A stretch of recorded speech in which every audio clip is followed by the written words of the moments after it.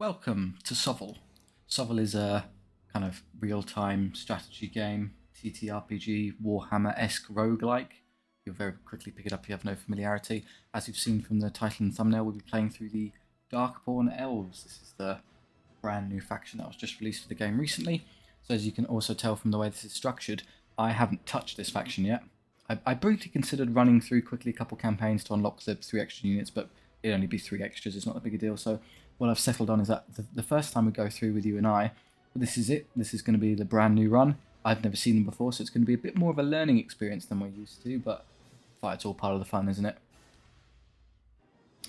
Right, so I think we just finished a massive ranged run, so I think I'll lean slightly away from ranged combat, and instead we'll go with the between chariots and riders. I usually prefer cavalry. Chariots are a bit of a mix. Oh, and then we've got another form of cavalry to go with raptor knights. Okay, so they seem to complement one another. We'll do this. So we have a cavalry run, it seems. And what is our... So the noble also... I didn't even know that was the case. He also comes with riders. Great, okay, so we're all cavalry. Fantastic. We'll look into... So here's our options. We have battles, which are golden XP. You might take casualties. The armories are effectively shops where you buy new units and improve the ones you already have. Random events are a smorgasbord of weird things where you could get, I don't know, a holy site that improves your armor or encounter a bunch of monsters you have to fight, or find the magic item, stuff like that. League battles are the same as regular ones, but they're more difficult, but in exchange give you more gold. And then campsites are, instead of fights where you get replenishment, and then you can either take XP or a second round of replenishment. So obviously they're great for recovery, but then you want to kind of avoid them if you can. The justification being is that they don't give you gold. So as long as you aren't getting your backside handed to you, you'd rather take a fight over a camp. So we kind of plan out, well, we can kind of see there are options here, and then it kind of truncates significantly down this way. So you can either go skip this elite and go down here, or make our way along this way. I think I'm happy to go through the elite. The elites have been buffed slightly, so they used to... I think they only gave you something like 1.5 times gold, and now it's 2 times, just to account for how much harder they are than against regular fights. Other than that, I'm happy to take as many battles as possible. Justification being is that they're more guaranteed value, whereas the random stuff is sometimes it's great, sometimes it's a bit naff. So yeah, we're going to go this way. Take all, so everything else you get stuck with a random event, but this is all fights. And we'll come up here, take this battle, and then we'll see how badly we've gotten our teeth kicked in. So we can either choose to go for... We can take 2 fights instead of the elite if we go up that way, or we could take the rest and come down. I mean, we can still go up this way, so yeah, we can hedge our bets and see how we do at that point. But here it's nice and easy. We'll go start there.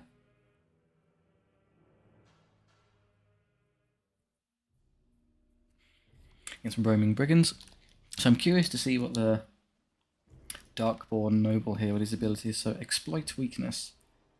Commander and retinue gets +1 attack if attacking flank or rear. Okay, so you got to be careful to use that in of synergize as well, with him being very fast in the side. We also want to be careful not accidentally sticking him on a mount, because what will happen in that case is you'll just wind up. That's unfortunate. We're going to get shot first. I can't get the first volley. Okay, we fail all 3 saves and take a load of damage. That's brilliant stuff. Not the only real option we've got. Oh, interesting. They're Dread Vanguard. They're not heavy cav strictly, or rather they have light crossbows. So let's have a look at the stats. The skill 4, which is pretty good. Yeah, only defense 4, not defense 5, so pretty light for cavalry. This is more of a light cavalry unit in that case. I'm happy to get into charge range of this unit. In fact, if I can get into short range for the shots, why not? Yeah, I might as well. Take our little volley. We're not going to do a whole lot. Didn't expect to, but it's more about the charge here.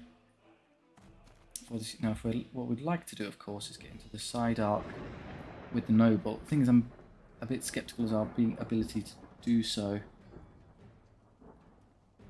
bit of a challenge here. So when it comes to rear and flanking and the like, you have to get the majority of your unit into... You can hover an enemy and see their facings there, so front, side, rear. The majority of your unit there has to be in the side arc, which we clearly aren't. I don't think we're going to be able to quite get there without getting engaged in combat. So I can get by, but then I couldn't know enough to twist. So fine, I think we're better off just coming this way.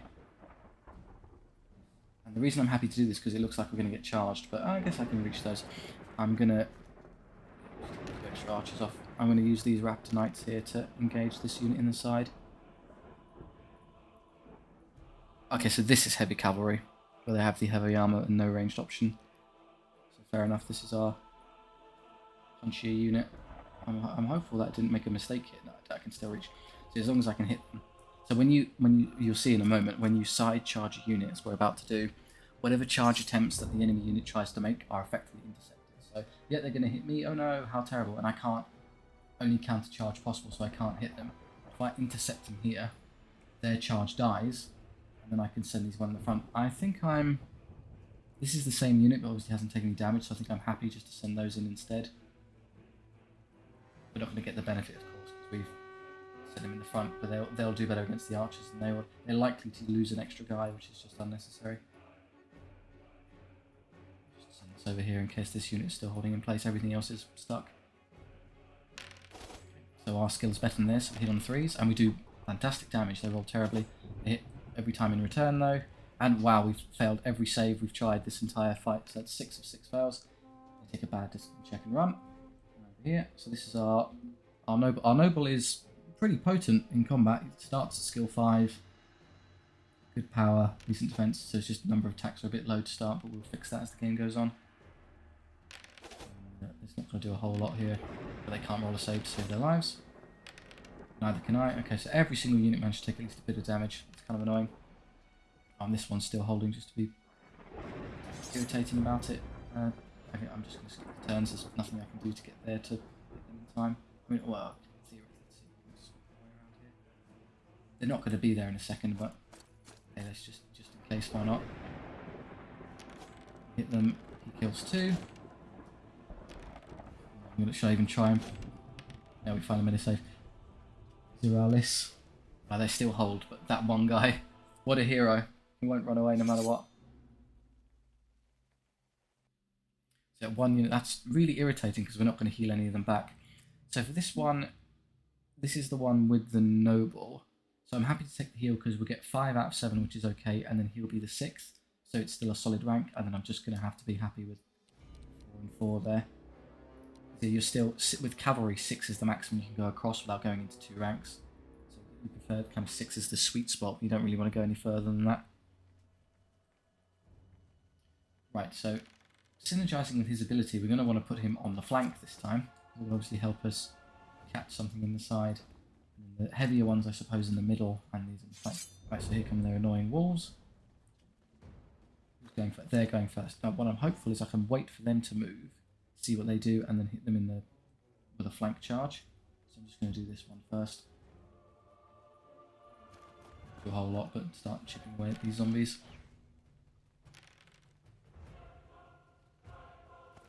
So they're going to annoyingly do that. So I'm going to presume that they make their way forward here. So what I should do is this. Make sure we don't get in. So it gives us a good arc on. So our objective here really is to try and make sure that this unit can catch them when they move into range without being seen. So we get as close to there as we can. And I think we don't want to go too far forward, otherwise they might be able to clip us, which would be annoying. Probably already too far forward, honestly. That's what I can do. We got to wait. Perfect. That's it. So we have a free side charge there. There's nothing they can really do about it. We can ignore them with this unit.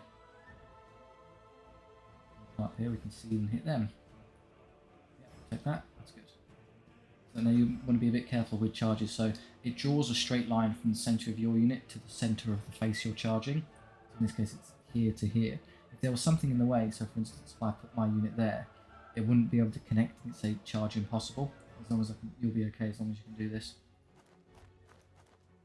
Might as well. Volley. Decent shooting.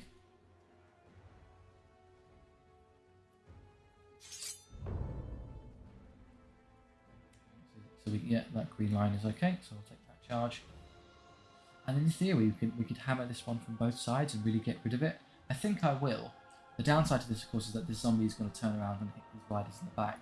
I'm fine with that because I'd like to take an opportunity to heal them at least once anyway. So this is an auto. The dire wolves here only have 1 wound each and worse skill. They should just go straight through. So he's going to do this. So yeah, the riders are in trouble next turn. We use our exploit weakness ability and get extra attacks for our unit. So it applies to both the unit and him. Okay, so that's good to know. Here we have better skill and we have better power to there, so that should be Pretty easy. Take no damage back. Yeah. Great. So off they go.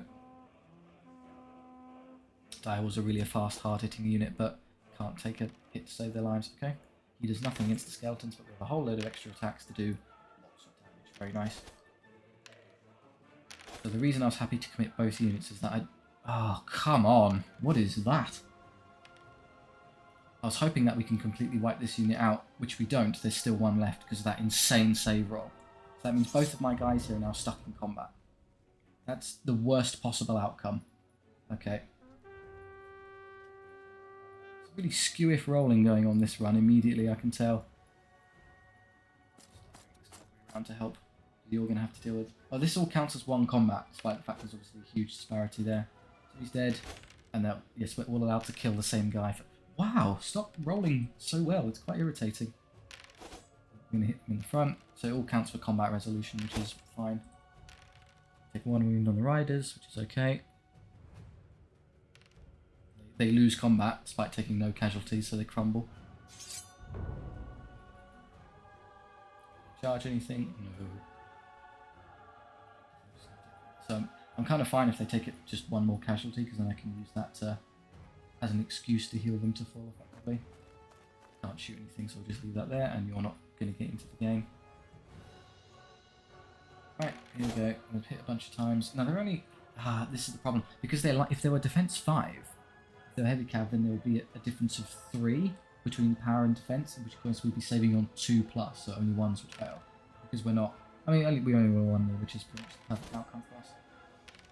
So 3 more, great. And then crumble, another 3. Perfect, that means they're routing this turn.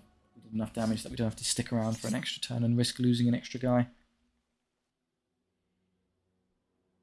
Yep. Okay, so the level on the Dark Riders. Interesting. Unit earns 1 gold per enemy killed in combat after each battle. Interesting. Killed in combat. I'm going to presume that means melee combat rather than anything else, but that's obviously really interesting. It's a way of finally incentivizing us to actually get stuck into melee. And here, discipline's kind of naff. You don't play the game in such a way, but you're going to have to make discipline checks. You should be just winning combat, so it's a choice between gold and speed. I don't really anticipate the speed being that useful, because they're cav, they can pretty much get anywhere I need them to anyway, so I'd rather the gold in this instance. So they're gold, and we'll take healing on them. So yeah, that's where we are. So we're going to another fight. Another roaming brigands, okay, so again, annoying unit of archers there. The archers will be probably wherever I don't put my noble, just because they're really annoying about it. There's not much I can do about that. I'm going to try and make the raptor riders the one in front, so to speak, so they get targeted. I think they'll target the closest one, which is you, which is fine. Make that kind of easy for me. In that case, they might be targeting them, but I think we'll be okay. 3, so is this the one? Yeah, this is the unit with slavers now. So we've killed 3 with... We can keep track of this. So we've shot and killed 3. Good, they target the one I wanted to target. So they got... Well, truth be told, they've actually got the same saves. And it doesn't make much of a difference. Right, and then here, I think we'll just send this unit... I can't get to the side to flank them, but it's a unit of archers. We should be able to just smash straight through them easily enough.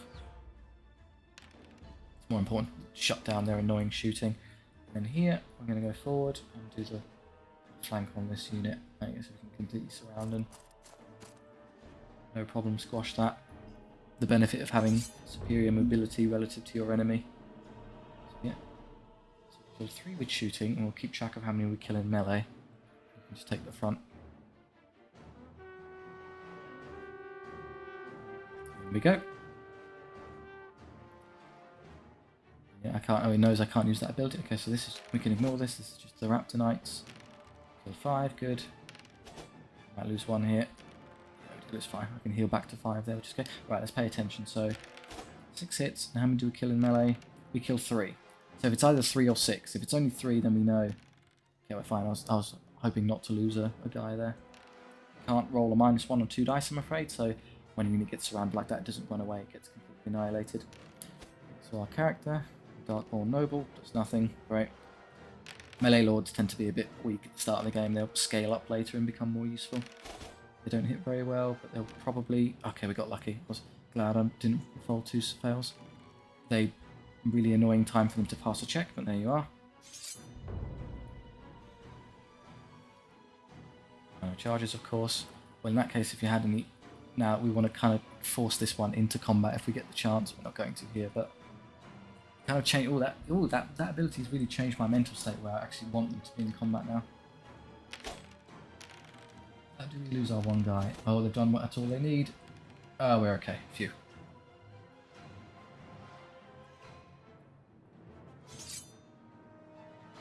Excellent. 6 cavalry and managed to kill 10 archers. Way to go, guys. Okay, our noble leveled.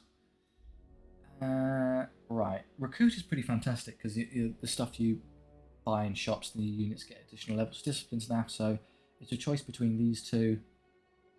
I don't immediately need him to do a load of damage. We can get by fine as we are, so I think I'm happy to take Recruiter. We can pick up the attack later. Darkborn Riders. That he comes with. Replenishment's kind of... We're not going to lose so many that we need the extra replenishment. It'll probably only get you 1 extra model per use anyway, so it's not great. So choice between these two. 7 is already pretty huge. I'm never going to use that, so the speed. And yeah, oh, it's 1 to 2. I really hope for the 2. Yes, got it. Good. Let me take gold on these. Excellent. We're going to our armory. Okay. We kind of... So here's the problem. This is why I pointed out. So his ability for exploit weaknesses, commander and retinue gains +1 attack. So it's obviously, if you've got 5 guys with you, you've generated 5 extra attacks. Whereas if you stick him on a mount, the chariot gets 1 more and he gets 1 more. You've effectively pretty severely nullified how much benefit you get from that. So because the speed build, I normally go for that, but using a mount on this kind of character is a bit like the Knight Commander with the Empire of Man. It's self-defeating. So we've got 375. How much can we do in banners and stuff? So that the Lance Shield is just a flat upgrade on the hand weapon shield, so that's 40. So this is good, so 75. Standards is great, so 125, 175. I really wouldn't be able to spend it all on these. You'd have to take one of these units. Darkborn Dreadguard, so unit of Spearmen, and possibly Halberdiers, because that's the unit of Spearmen. I'd assume this bit. Should we just suck it up and take the fast unit? It's not technically the most efficient use of our time, but it should be okay. Okay, I'm immediately get a level up, which is nice. The skills, so we can hit things. Try and turn him into a lone monster. I know I just talked my way out of why that's not a good idea, but in this case, it's a pretty... In higher difficulties, I would start min-maxing, but I think we can get away with it. So we'll definitely go Lance and Shield. That's a no-brainer. What is the power of the chariot when it's charging? So currently it's power 3. It has crushing charge, which makes it 5, so buying that would get you up to 6, which is pretty crucial as breakpoints go, because that means anything that's defense 3 you come across just ends up getting squashed. That's 40, and then I can't afford both, unfortunate. And armor plating as well, that'd also be a great pickup, because it's also what defense? It's defense 5, so that moves it up to 6 as well, so that also is a great, so probably both of those is 75, and that would leave us with what? 100 minus 45 is what, 55 odd left? Wrong. What's that minus 75? Well, it's that minus 45. 95, it's 55. Yeah, okay, I got it right. It's 55 left, so you can afford both of those and one thing. So the bow is pretty inconsequential, we don't worry about that. So it cost us a bit of speed, but that's a perfect trade-off for defense. And then we can either curse standard his original unit of sentinels to make them a little bit more potent on their own, or give him reroll. I'd like to think he could probably pick that up later. There's no guarantee it will be there. I think I'm going to help him out because he's going to struggle on his own. Now that he's not got any kind of support. Chariot's obviously great, but he needs to charge. Okay, so we'll give that a go. We're playing what's obviously a hyper-mobile Darkborn Elf run here. So we'll see how that plays out. Alright, thank you very much for watching. We'll continue the SOVL run obviously later. If you like that, do like and subscribe. I appreciate it immensely. If you have any kind of feedback, I read all the comments, so do feel free to have a chat. Thank you very much. I'll see you next time.